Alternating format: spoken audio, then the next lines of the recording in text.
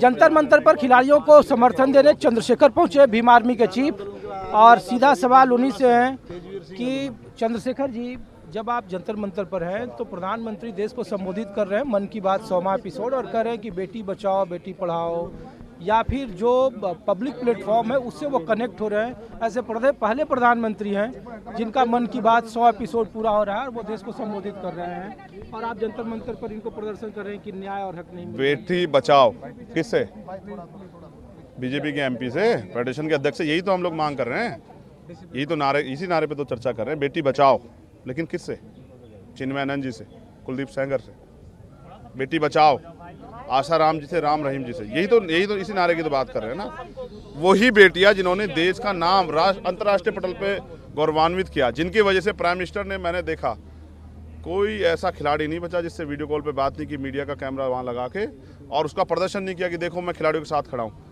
आपको हजारों किलोमीटर पे दूर खड़े खिलाड़ियों का दुख दर्द सुनाई दे रहे थे, उनके आंसू। ये आपसे 10 किलोमीटर से भी कम की दूरी पे बेटियां जो बैठी है, जिन्होंने देश का नाम गौरव, इनको क्यों नहीं सुन रहे प्राइम मिनिस्टर? तो प्राइम मिनिस्टर सुनना नहीं चाहते हैं। सरकार गूंगी बहरी होगी है, क्योंकि आज अपराधी उनके पक्ष का है। मैं इस बात से ऊपर उठ के पार्टी जाति धर्म राजनीति के उससे ऊपर के कहता हूँ कि हमारे देश का ट्रेंड बदल गया है। अगर विपक्ष का आरोपी हो तो सरकार के लोग हमलावर, सरकार का आरोपी हो तो विपक्ष के लोग हमलावर। इससे बढ़ के ये है कि जिस देश में बेटियों को पूजा जाता है, तो सवाल वहाँ ये है कि उन बेटियों को खून के आंसू रोने पड़ रहे हैं, वो खुले आसमान में सो रहे हैं। उनकी सुरक्षा के लिए सुप्रीम कोर्ट ने कहा, कल आपने बिजली पानी काट दी, कोई क्रिमिनल है?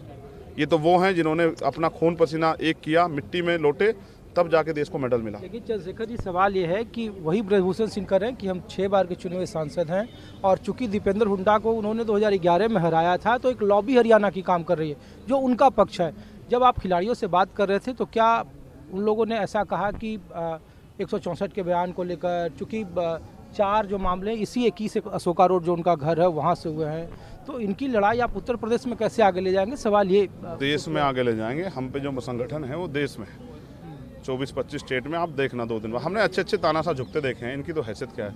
देखो, जो कोई आरोपी ये नहीं कहता कि मैंने अपराध किया है, हर आरोपी कहता है कि मैं, और आज का तो ट्रेंड बन गया है, जो जितना बड़ा आरोपी वो कहता है मैं इतना ही सही। मैं ये कह रहा हूँ, अगर आपको कानून पे भरोसा, आपने कल कहा कोर्ट पे आपको भरोसा है, तो आप नैतिकता के आधार पे आप पे आरोप लगे, क्यों नहीं छोड़ रहे पोस्ट? आप छोड़ो ना, ये क्या नाम, रेसलिंग फेडरेशन के अध्यक्ष से छोड़ो, फिर आपको पता लगा कितने खिलाड़ी आपके साथ हैं।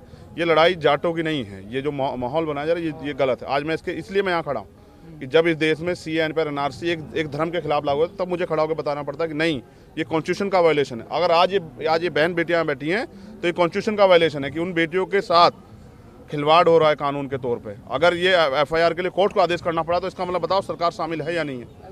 और अब तक गिरफ्तारी नहीं हो रही। अगर आप पे या मुझ पे होती है पोस्को धारा तो बताओ गिरफ्तारी होती या नहीं होती। ये सब सरकार के इशारे पे हो रहा है और हमें उनकी आवाज़ को बुलंद करना है। इसलिए हम लोग इस आंदोलन को गाँव, कस्बा, तहसील, जिला, मंडल तक लेके जाएंगे कि सरकार की आंखें खुले। बहरी सरकार को जगाने के लिए आपने कहा ना, मैंने एक उदाहरण के तौर पर वहाँ बताया कि अब से 10 साल पहले इस देश में 2 बड़े अपने आप को खुद को धार्मिक नेता तथाकथित, एक आशा राम जी, एक राम रहीम। लेकिन जैसे कोर्ट उन्होंने अपराध किया और कोर्ट का शिकंजा कसा तो पूरे देश को पता लगा कि वो अपराधी हैं या तथाकथित धर्मगुरु। इसलिए कह रहा हूँ जांच होने दीजिए निष्पक्ष।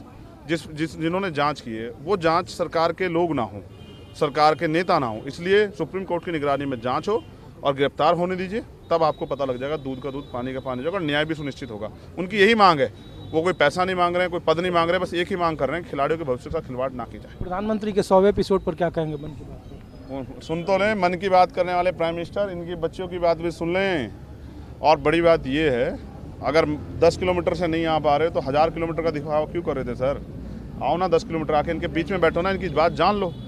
तो जानना नहीं चाहते या फिर जानबूझ के सत्ता राजनीति का नफा नुकसान देकर चुप हो, इसका जवाब प्राइम मिनिस्टर को देना पड़ेगा देश को। तो चंद्रशेखर हैं और जंतर मंतर पर अपना खिलाड़ियों को प्रदर्शन के लिए अपना समर्थन देने आए थे और कह रहे हैं कि विशेष कमिटीज़ की जांच करे, सुप्रीम कोर्ट की निगरानी में जांच हो और इस आंदोलन को वो गांव कस्बे तक ले जाएंगे। कैमरामैन प्रहलाद के साथ ऋषिकेश कुमार, न्यूज़ 24, दिल्ली, जंतर मंतर। नमस्कार, मैं हूं मानक गुप्ता। अगर आपको हमारा ये वीडियो पसंद आया हो तो इसे लाइक और शेयर जरूर करें और हाँ, हमें सब्सक्राइब और फॉलो करना ना भूलें। ताकि आप देश और दुनिया की कोई खबर मिस ना करें। तो जुड़े रहिए हमारे साथ और देखते रहिए News 24।